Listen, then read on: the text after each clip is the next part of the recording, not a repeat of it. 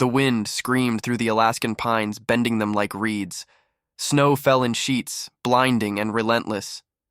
Deep in the woods, where few dared venture, Mabel trudged forward with her lantern casting a thin golden glow. Her fur-lined parka was stiff with ice, but she pressed on.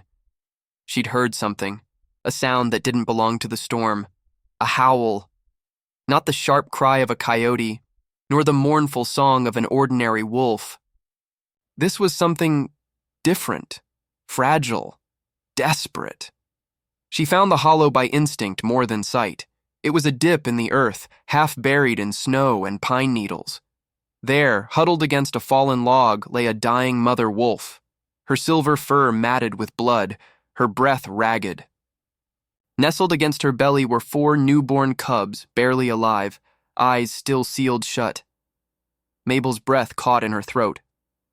She should walk away. Everyone in the village warned of what they called the gray howl, that wolves born during winter, blizzards were cursed, bad omens, ghosts in the flesh. But those babies trembled, and something ancient and maternal rose in Mabel like fire. She wrapped them in her shawl, ignoring the blood, the stench, the consequences. When she looked back one last time, the mother wolf was gone, without a sound or a footprint. In her tiny log cabin nestled between mountains, Mabel did what no one else would. She fed them warm milk with a dropper, wrapped them in blankets, and whispered lullabies from another life. She named them Shadow, Bristle, Rune, and Echo. They grew fast, too fast. Within weeks they were crawling, their fur thickening with strange silvery streaks. When they opened their eyes, she felt her breath falter, not because they were frightening, but because they were aware. They watched her like children, like equals. Rune would tilt his head at her words, understanding before she even finished. Echo would bring her socks in the morning and curl at her feet without command. Bristle was the first to howl, his voice mournful, beautiful, and eerily timed to the hour of dusk each night. Villagers began to talk. No one saw Mabel often, but when she did come to town, she looked younger, lighter somehow. Some said she was crazy, raising wolves as pets.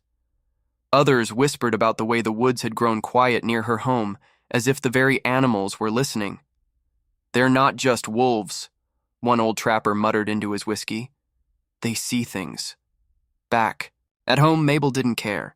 She taught them names, read to them from old books, and swore that when they leaned in close, she could hear them almost speak. Not in words, but in thought, like the edge of a dream. But strange things began to happen. Bristle once stood between her and a low, rumbling growl deep in the forest. Nothing visible, but something was there. Rune pushed her back from stepping onto what looked like solid snow, only for her to find it was covering a pit trap, dug with intention, tools. Mabel shivered. Who would set a trap here? They started forming a ring around her when she worked in the garden, sitting silently as if guarding a queen. They would howl, not nightly, but always at midnight, synchronized, and their eyes. Their eyes reflected moonlight like mirrors, flickering in colors no animal should have. Once, while chopping wood, Mabel paused. Across the snow in the darkness, she saw 5 glowing eyes, not 4, and they were watching her. Shadow emerged from the tree line and growled at the 5th until it vanished. The villagers stayed away. Children whispered about ghost wolves. One night, a teenager came to spy and returned gibbering, unable to speak about what he saw, only that they walked like men.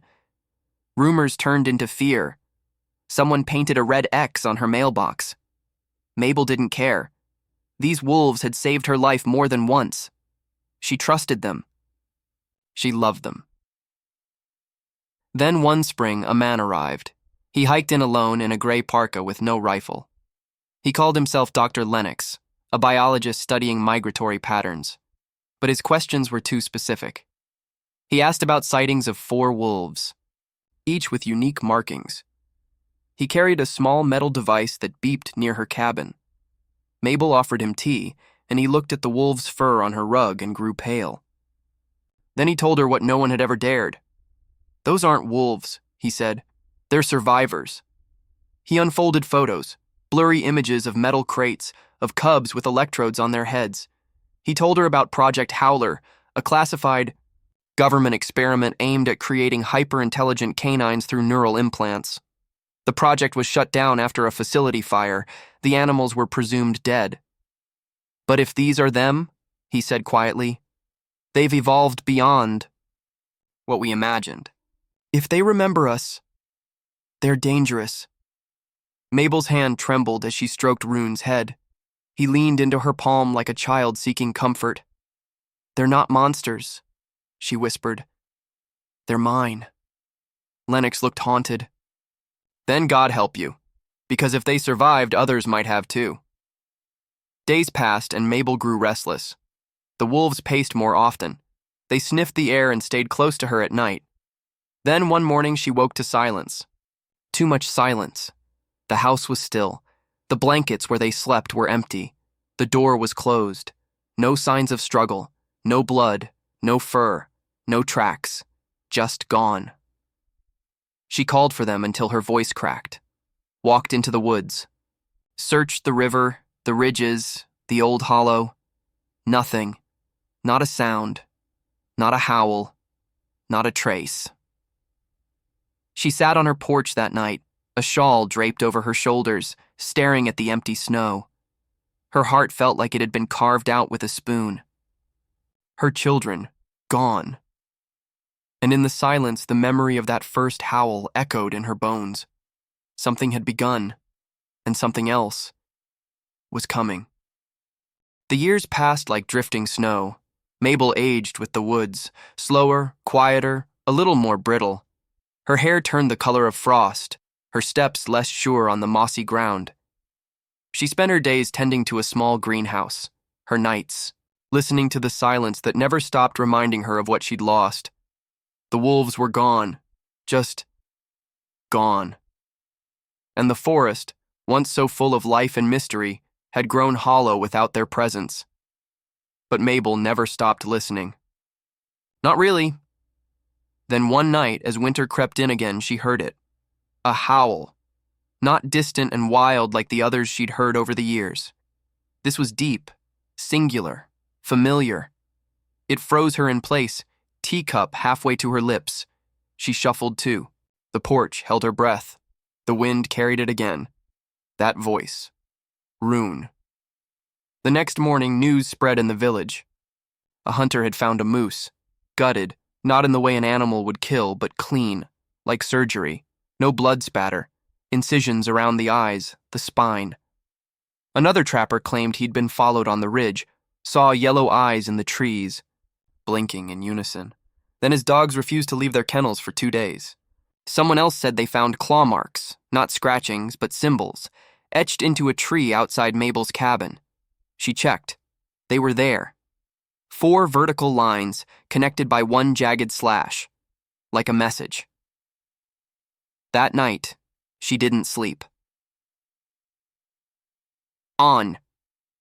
The third night, he returned. At first, she thought it was a shadow in the trees. Then he stepped into the moonlight, and her heart nearly stopped. Rune. Taller now, broader. His coat was darker, streaked with steel-like patches.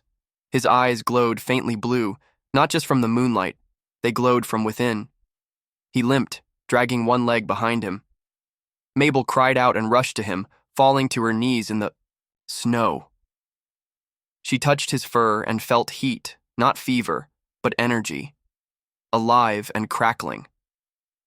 Then, as her fingers brushed a wound on his side, she saw it, not with her eyes, but in her mind.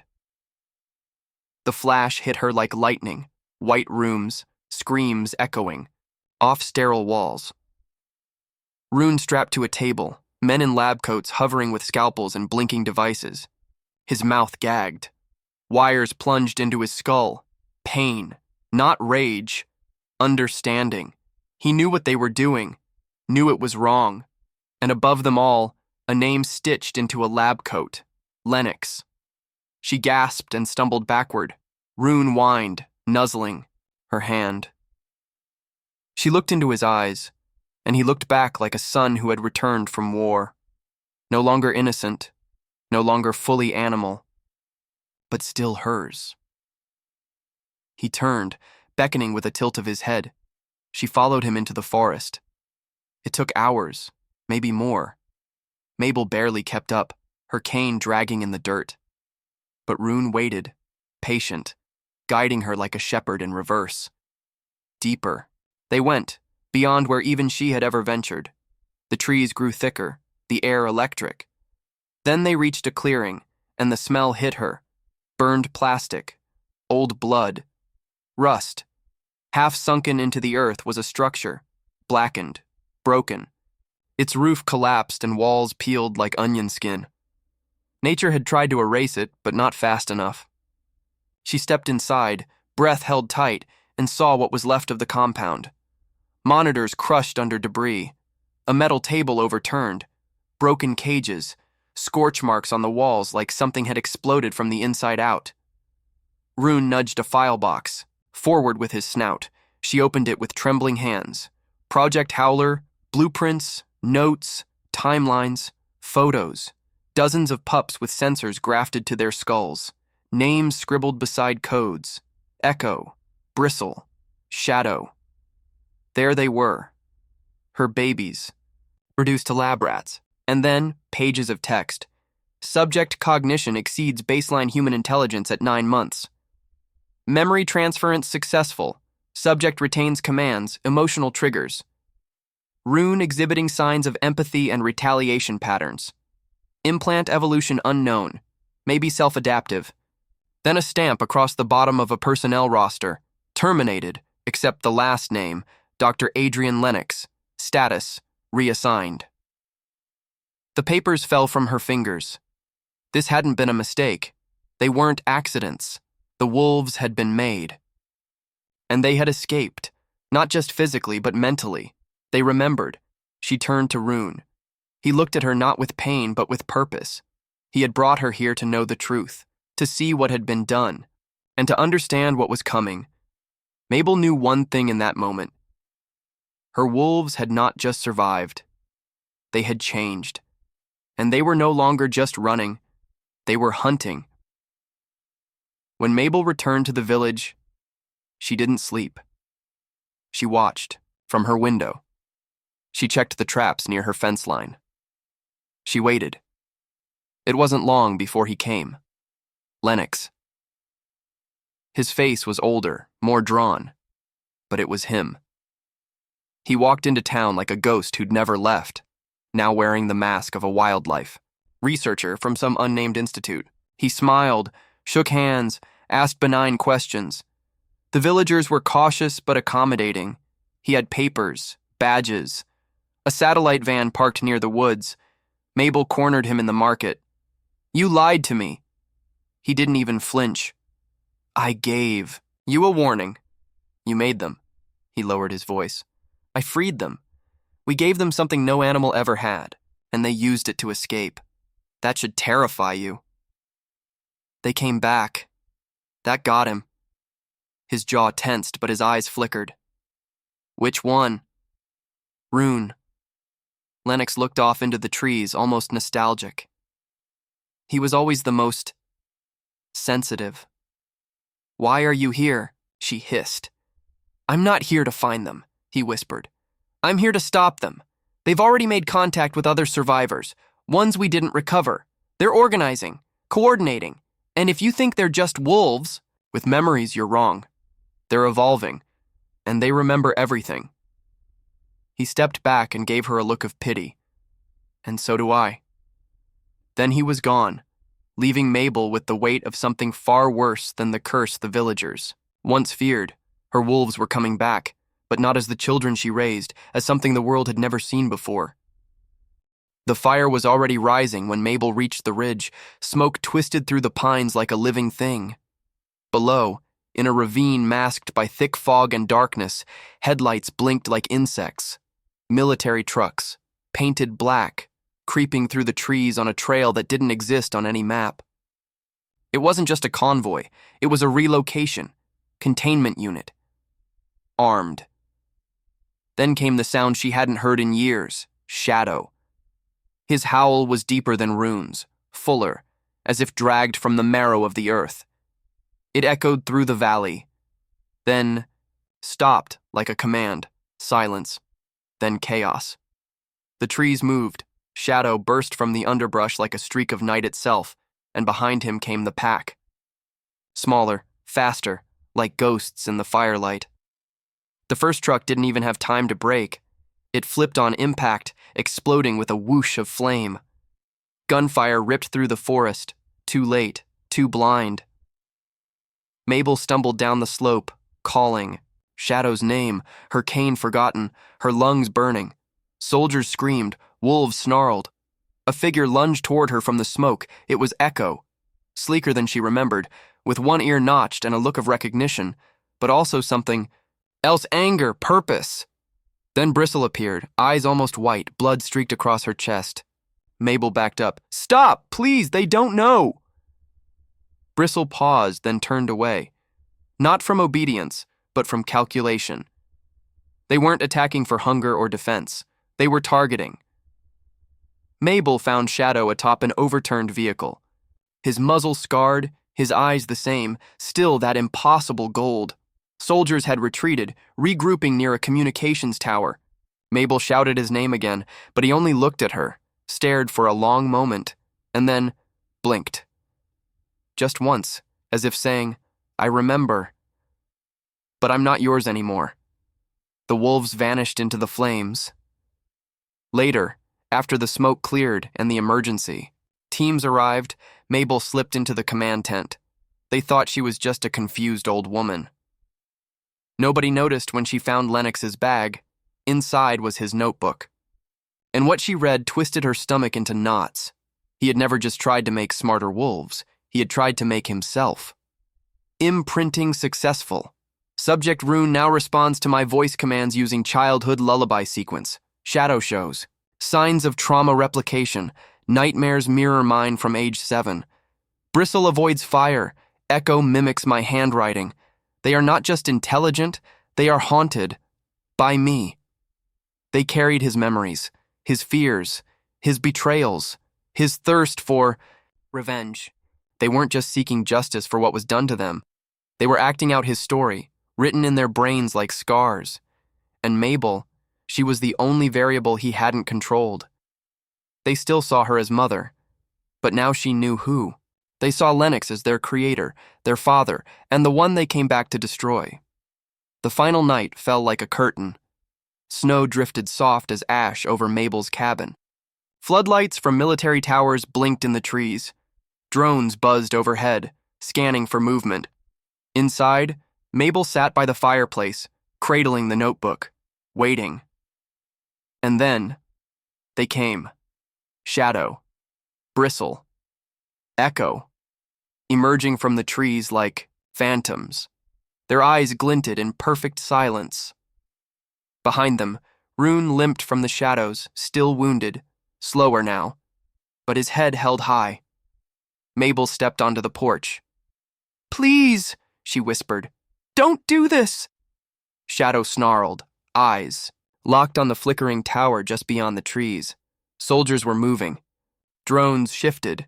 Mabel moved down the steps, standing between her wolves and the enemy. "You are more than what they made you."